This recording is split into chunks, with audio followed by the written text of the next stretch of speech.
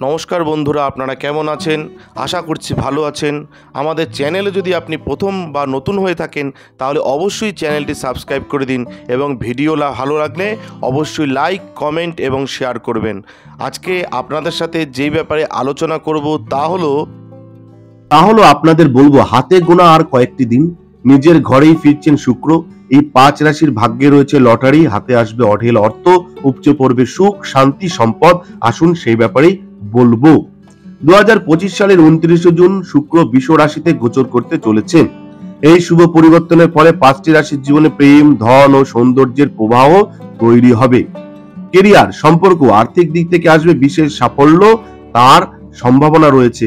বিস্তারিত বলবো, আসুন জেনে নিই। শুক্র গ্রহকে বৈদিক জ্যোতিষশাস্ত্রে ধন, প্রেম, সৌন্দর্য এবং ভোগ বিলাসের প্রধান সূচক হিসেবে মনে করা হয়।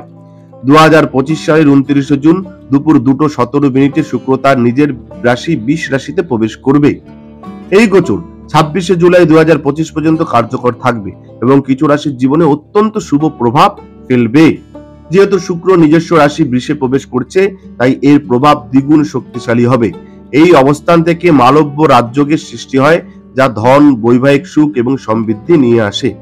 যারা সৌন্দর্য, আর্ট, ফ্যাশন বা বিলাসবহুল পেশার সঙ্গে যুক্ত, তাদের জন্য এটি অত্যন্ত লাভজনক সময়। এটা কিন্তু মাথায় রাখতে হবে। প্রথমে বলবো বৃষ রাশির কথা। যারা বৃষ রাশির জাতক জাতিকা রয়েছেন, আপনাদের কেমন কাটবে? বৃষ রাশির জাতকদের প্রথম ঘরে শুক্রের গোচর ঘটবে। এটি আত্মবিশ্বাস, ব্যক্তিত্ব, সামাজিক সম্মানের ঘর।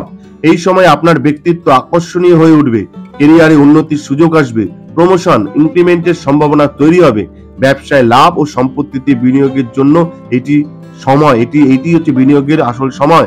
প্রেম এবং দাম্পত্য জীবনে সুখ বৃদ্ধি পাবে। এটা কিন্তু মাথায় রাখবেন যারা বৃষ রাশির জাতক জাতিকা রয়েছেন। এবার বলবো কর্কট রাশির কথা। যারা কর্কট রাশির জাতক জাতিকা রয়েছেন, শুক্রের এই গোচর কর্কট রাশির একাদশ ঘরে প্রভাব ফেলবে।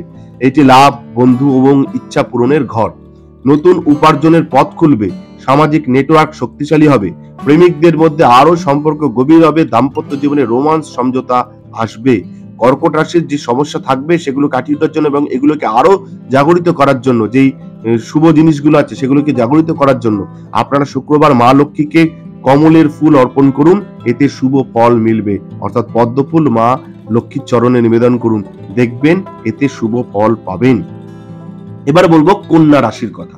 যারা কন্যা রাশির জাতক জাতিকা রয়েছেন, এই গোচর কন্যা রাশির নবম ঘরে পড়বে, যা ভাগ্য, উচ্চশিক্ষা এবং দীর্ঘ যাত্রার ঘর। বিদেশে কাজের সুযোগ বা উচ্চশিক্ষায় সাফল্য আসবে। যারা আন্তর্জাতিক ব্যবসা বা প্রকল্পে যুক্ত, তারা বাড়তি লাভ পাবেন।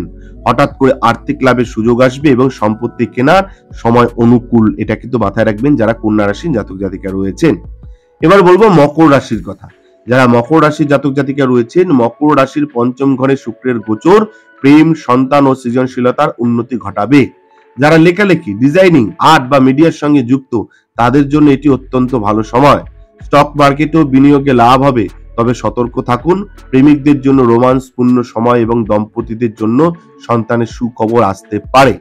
মকর রাশির উপায় বলবো, শুক্রবার সাদা গরুকে রুটি খাওয়ান এবং শুক্র যন্ত্রের পুজো করুন। আপনাদের কিন্তু খুব ভালো কাটবে যারা মকর রাশির জাতক জাতিকা। এবার বলবো মীন রাশির কথা। যারা মীন রাশির জাতক জাতিকা রয়েছেন, আপনাদের কেমন কাটবে? মীন রাশির তৃতীয় ঘরে শুক্রের অবস্থান যোগাযোগ, সাহস এবং ভাই বোনদের প্রতি প্রভাব ফেলবে। সাংবাদিকতা, মার্কেটিং বা লেখালেখির সঙ্গে যুক্তরা বিশেষ সুযোগ পাবেন।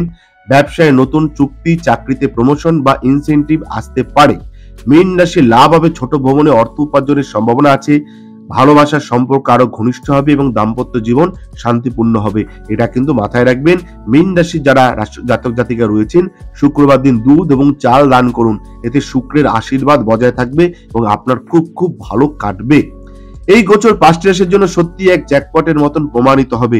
এটা কিন্তু মাথায় রাখবেন যাদের আমি বললাম, মীন রাশি, মকর রাশি, কন্যা রাশি, কর্কট রাশি, বৃষ রাশি।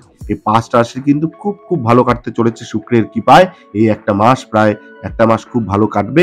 আপনারা অবশ্যই, এটা তো বললাম সার্বিক ফলাফল, কিন্তু যদি ব্যক্তিগত কোনো সমস্যা থাকে বা ব্যক্তিগত কোনো কিছু জানতে চান, অবশ্যই আমাদের ফোন নাম্বারে ফোন করতে পারেন। আমরা চেষ্টা করব আপনাকে সহযোগিতা করার। ধন্যবাদ, ভালো থাকবেন। জয় শিব শম্ভু, হর হর মহাদেব, ওম নমঃ শিবায়। জয় হরগুরির জয়, জয় সিদ্ধিদাত্রীর জয়, জয় কৃপাময়ী, দয়াময়, করুণাময়ী, তারামায়ের জয়। আমাদের ভিডিও আপনাদের কেমন লাগছে, আশা করছি ভালো লাগছে। তাহলে অবশ্যই লাইক করুন, কমেন্ট করুন এবং শেয়ার করুন এবং চ্যানেলটি অবশ্যই সাবস্ক্রাইব করে দিন। ভালো থাকবেন, সুস্থ থাকবেন, ধন্যবাদ। এবং সকলে অবশ্যই কমেন্টে লিখবেন জয় শিব শম্ভু, হর হর মহাদেব, ওম নমঃ শিবায়।